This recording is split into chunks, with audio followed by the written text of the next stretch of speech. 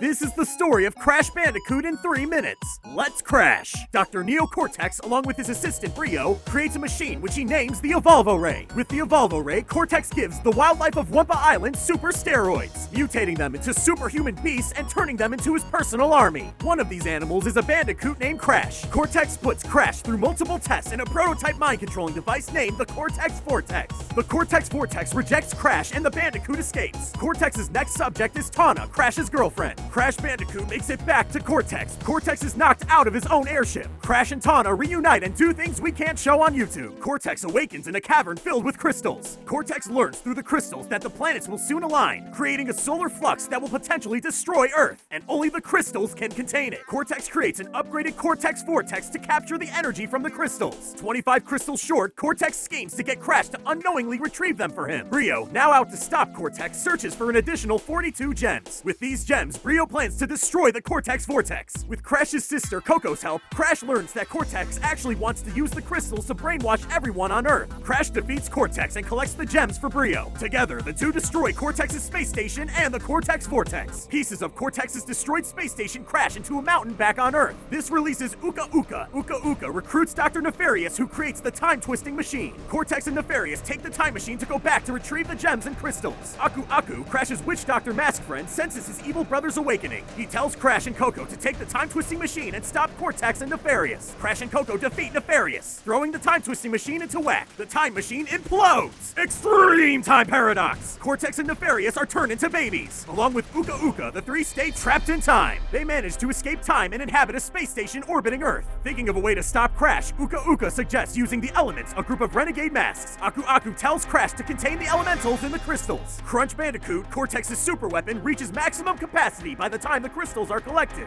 Crash battles Crunch and wins. Uka Uka is angry at Cortex and spits a fireball at him, which misses. It hits the space station, causing it to explode. Cortex and Uka Uka escape, crash land in Antarctica, and get frozen. 3 years later, Cortex thaws and escapes, leaving Uka Uka trapped. On Wumpa Island, Cortex paralyzes Coco. He tricks Crash into coming over, where he attacks him with Mecha Bandicoot. Crash beats the robot, but he and Cortex fall into a cave. Crash and Cortex meet two parrots from the 10th dimension who call themselves the Evil Twins. They want to destroy Wumpa Island. Cortex suggests that he and Crash look for crystals to power the Psychitron, the machine that will let them travel to the 10th dimension. After collecting some crystals, Coco finds Cortex and kicks him. This causes the crystals to react and Coco gets paralyzed again. The crystals destroy the Psychitron. In order to fix it, they search for Nina Cortez, the only person who can fix the Psychitron. They find her and she fixes it. The two go to the 10th dimension. There, Evil Crash kidnaps Nina. Crash and Cortex escape from Evil Crash and save Nina. Evil Crash eats the Evil Twins. Cortex tries to use the Psychitron to eliminate Crash, but it backfires. Cortex is sucked into Crash's mind and is horrified at all the dancing crashes inside. And that's Crash Bandicoot's story in 3 minutes. Thanks for crashing.